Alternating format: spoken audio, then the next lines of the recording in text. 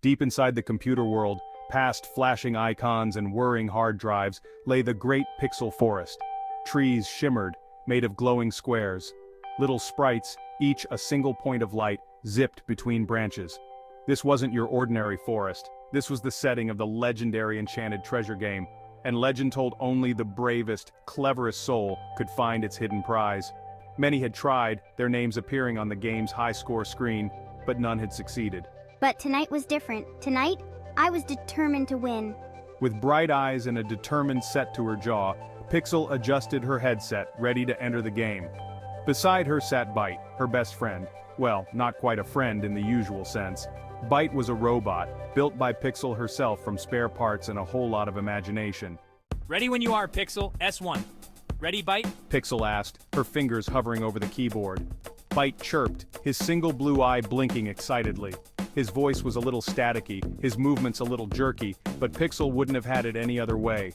Byte was her creation, her companion, and together they were unstoppable. With a tap of the enter key, I was transported into the game. She gasped at the beauty around her. It was even more magical than she imagined. Byte materialized beside her, his metallic body gleaming under the pixelated sunlight. Wow, this is even better than I programmed it to be. Byte had a habit of getting a little carried away with his programming, often adding features Pixel hadn't quite intended, but that was part of his charm. A puzzle that hears but cannot speak. What could it be? Their first challenge appeared almost immediately, a shimmering portal, pulsing with light. Beside it, a riddle was etched into the bark of a pixelated tree. To reach the treasure you seek, solve the puzzle that hears but cannot speak. Pixel mused, tapping her chin. She examined the portal, its energy swirling invitingly, but something felt off. It was almost too obvious. My sensors are detecting a faint energy signature. Byte, meanwhile, was busy scanning the surrounding trees with his single blue eye. It seems there's more to this forest than meets the eye. He pointed a metallic finger towards a seemingly ordinary patch of glowing mushrooms. You think that's where we need to go? Pixel's eyes widened. She trusted Byte's instincts. They'd often come in handy during their adventures. She asked, already heading towards the mushrooms. Well, this is unexpected. As they approached the mushrooms, the ground beneath their feet began to tremble.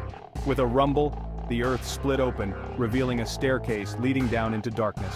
Pixel, a thrill running down her spine, loved a good mystery.